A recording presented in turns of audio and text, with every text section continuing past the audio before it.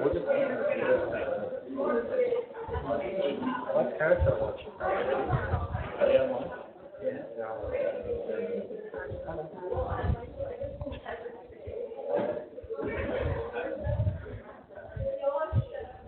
Can I have your attention, please?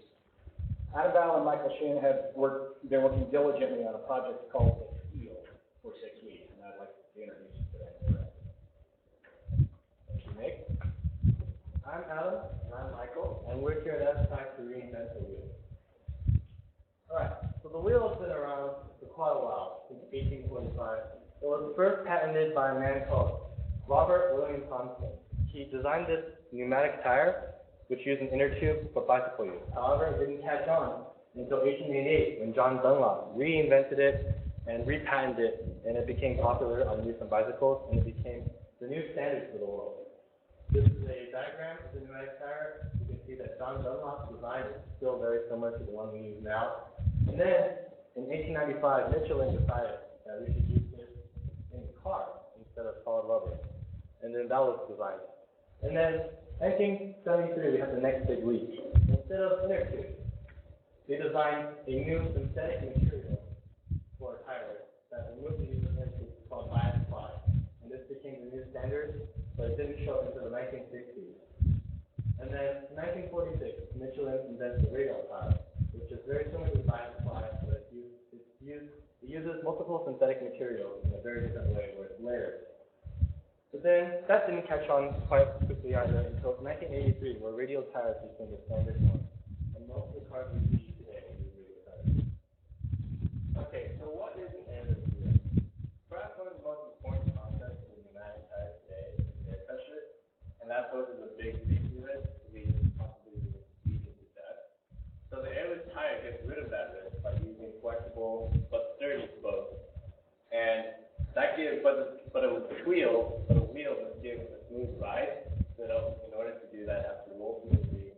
That has to be when it has soft yet sturdy outer rim, as well as a semi-rigid inner rim. And it has multiple applications, and is universally known as the wheel. Alright. So why make a wheel in the first place? What problems will we solve? So the tire's been in development for a good 100 years now, so it's generally really safe. However, there is one wild card, that when you improperly inflate the tire pressure. When that happens, you can have improper inflation, which destroys the tire life and also ruins fuel economy. This also leads to a risk of puncture, which you can see here, the violent, very violent puncture. And then the need for constant maintenance to avoid this is almost once every month. So this picture here is a tire blow up in 1994. This actual incident led to the death of a 6th grader and a severe injury of the mother driving. Studies by the National Highway Traffic Safety Administration reported that more than 10% of all auto accidents have poorly maintained tires as a contributing factor to accidents. So the Twitter right now isn't ready to compete in the market with a standard tire. So instead, it is used on small vehicles such as the Bridgestone handicap mobility unit. And that's because these units carry smaller, less loads than the state. I will try that on your phone. Yeah, my dog is going to see. I didn't know that Lila bone and stuff are supposed to be. I don't have 3 or 4 of them. Don't anyone have that? So don't money. Money. This is something very important. Okay. It works very well. It took me a little bit of time to refine it. As long as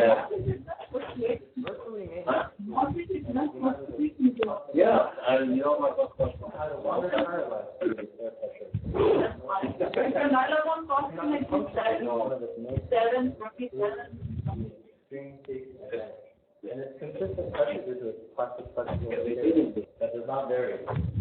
I think of these guys. Every new technology does have its own. It cannot be addressed, so the design of this book cannot be right now. There's currently a technology high vibration which allows noises and excessive heat and calculates at least 5% more efficient 50 miles an hour than a regular wheel. So we can get so when you have a spoke design with a lot of spokes. You can easily get stuff caught in it. And also, with all new technologies, it will be expensive, which is economic. Okay. So when we began our research, we looked to what the most find out what you guys are doing. I cannot put in general views that import from there to also that's my idea. I just see what we do. Right. So once we came up with design, can you do the meeting with the surface SMS, surface verification system? Yes. And then we assembled the actual material. The recording, not for not physical. What I had Yeah, this guy they can put up there is a small company. Oh, so they don't have rules. Just our data. Okay.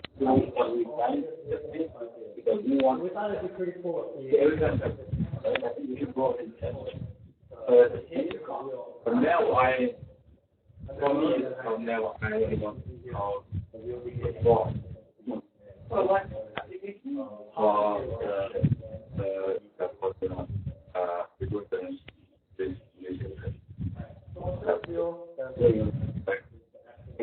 But I think for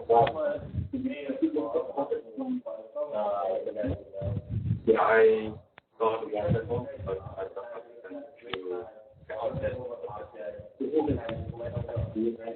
I have one. In fact, okay, I have discussed some other new material courses, but they didn't. In the next wheels, we laid them in 3 and 4. It was the electric partner. Low VQ performance was functional. It had great drifting. It had little friction. There's almost no stress to the pump. But then we put it out on the street and there was a lot of traction. So you have something? Basically not really, not this one, but there are a lot of companies that offer This is our data. We did 4 different tests. 30-foot balance.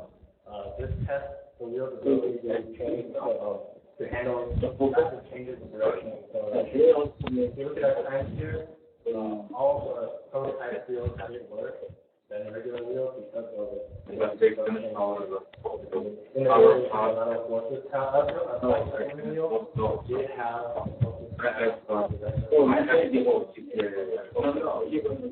later.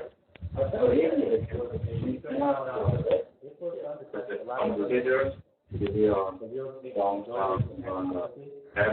you look here, our center wheel did pretty well. And then you notice wheels have extremely high time. So if I think like one performance is very good. I think it's for getting the credit to the deal. How long did you work this?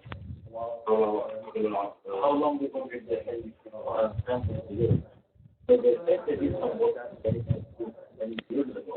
No, I asked about the.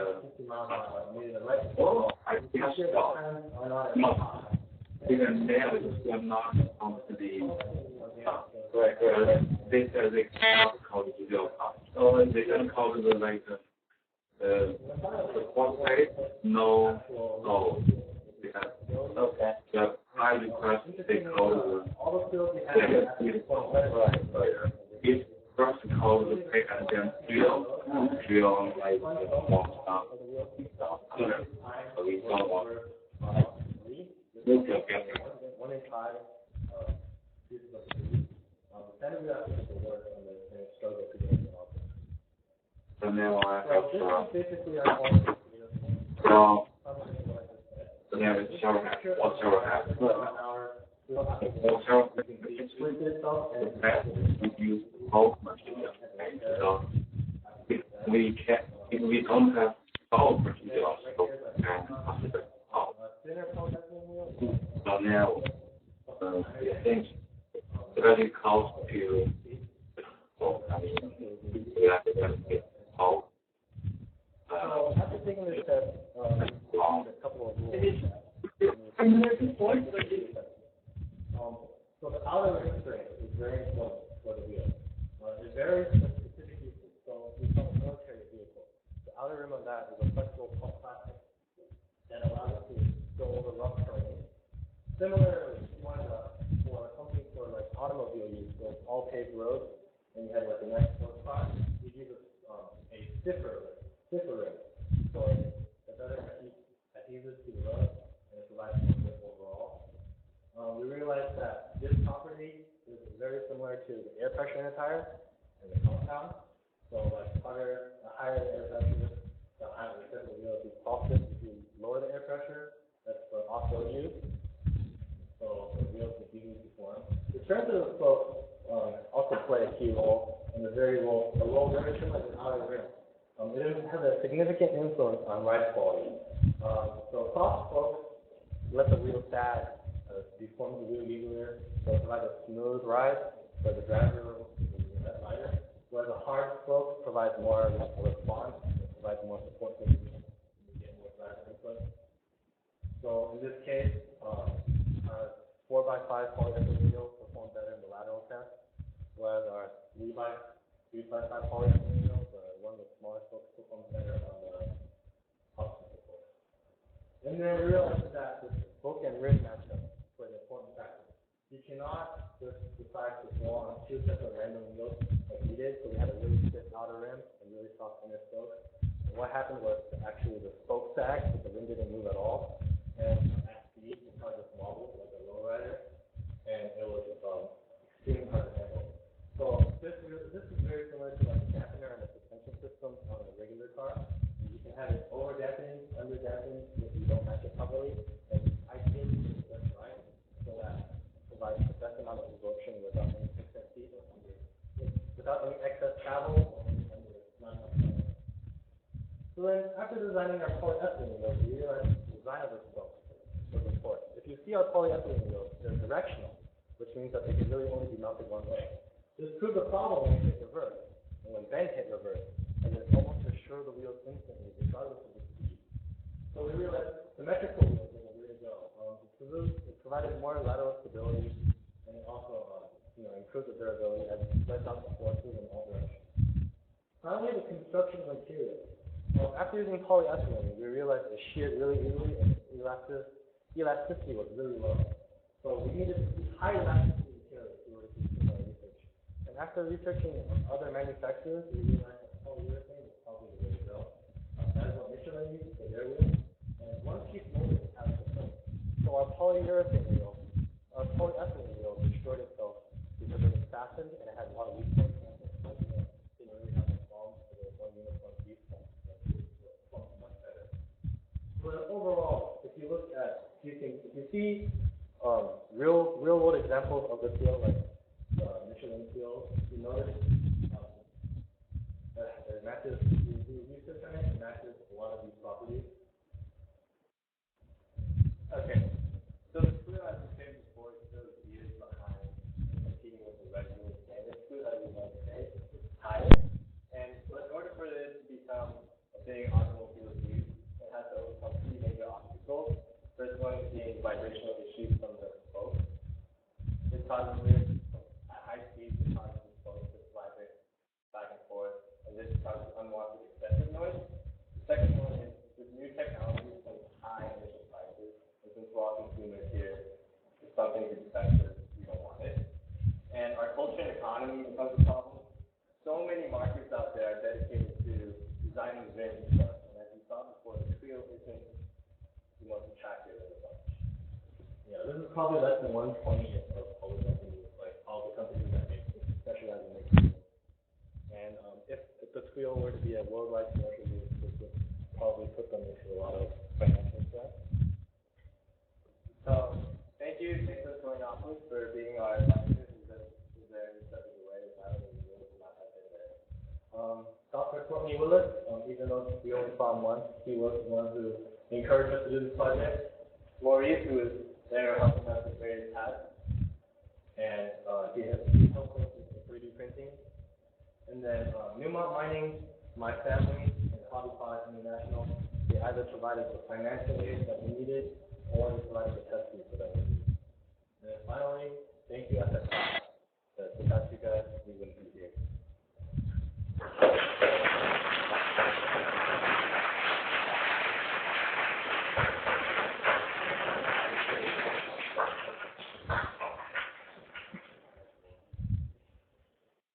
Any questions?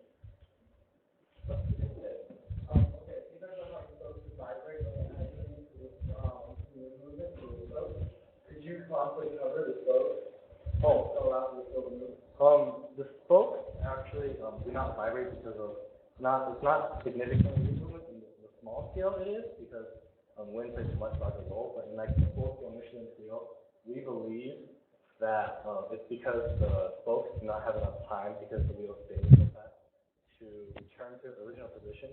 So essentially, when the wheel, so it's bent, right? And it's revolved, it's still in a springing position.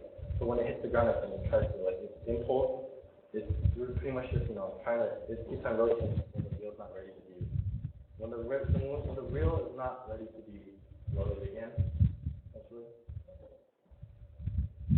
Which is why, we currently use the low speed, low weight application, which is why we use this.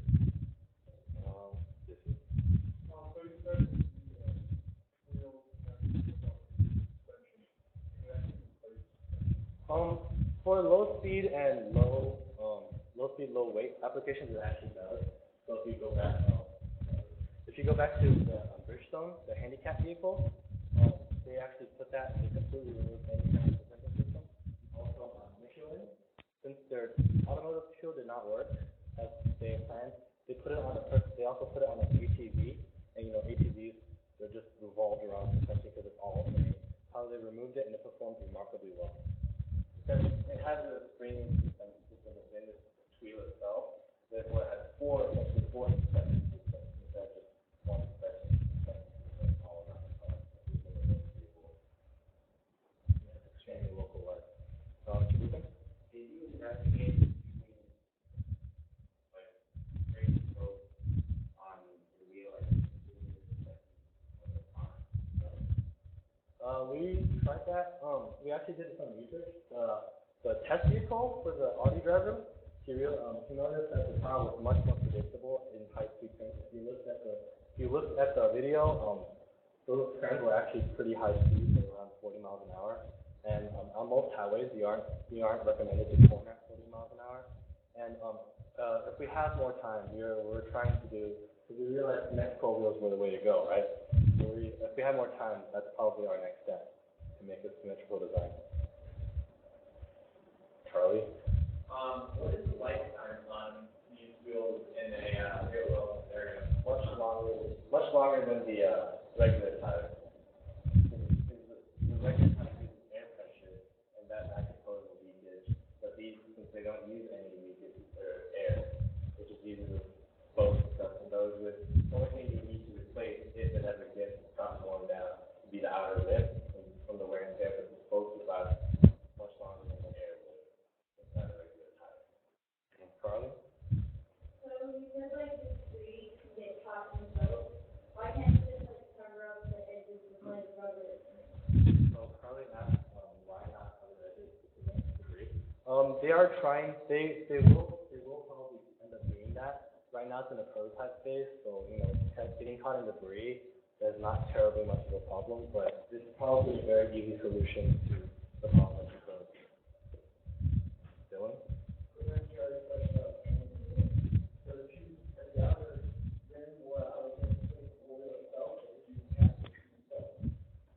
Okay, so you asked if the outer rim were out, would you have to replace the whole thing or just?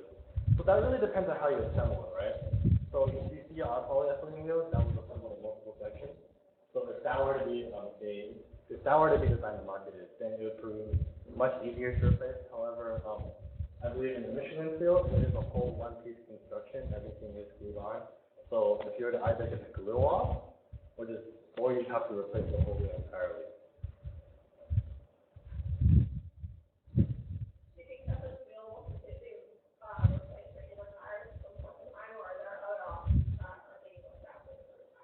So Shin, this wheel has possibly replace the whole tire and stuff with the wheel. I would say we wouldn't know that yet because as you stated, it's still years away from competing in the market with the regular tire, but there's still a lot of flaws that could go wrong to probably safety risk. That's why they're using the small application, which is laying over the handicap vehicles that way.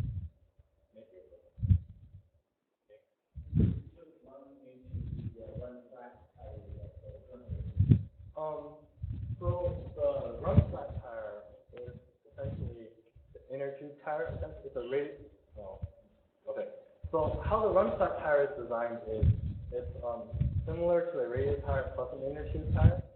However, the problem with this is what we researched is there's a complication with that. Both the outside, the regular tire, and the inside, the run flat section, have to be properly inflated. And it's extremely hard to get into, like, you actually need to take it to a shop to get check the inner tube. And also there's been a general, like, not notice, just there's a general belief that run flat tires have significantly less performance than regular tires. And this is actually evident. So for example, most Corvettes come with Goodyear. About 70% of all owners replace them immediately with the standard radial tire, as opposed to getting into run flat because of multiple complaints on grip, lack of grip.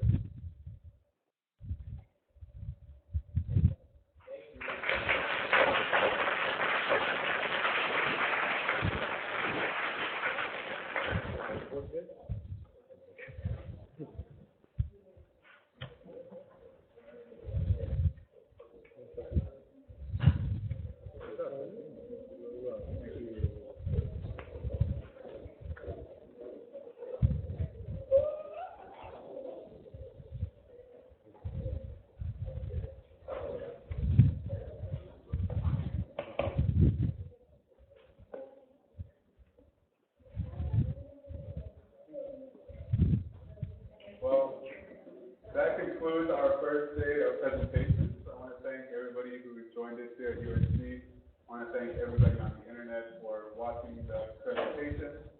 And more importantly, I want to thank the presenters for doing such a great job at presenting their work. And I think we should all give them one more round of applause.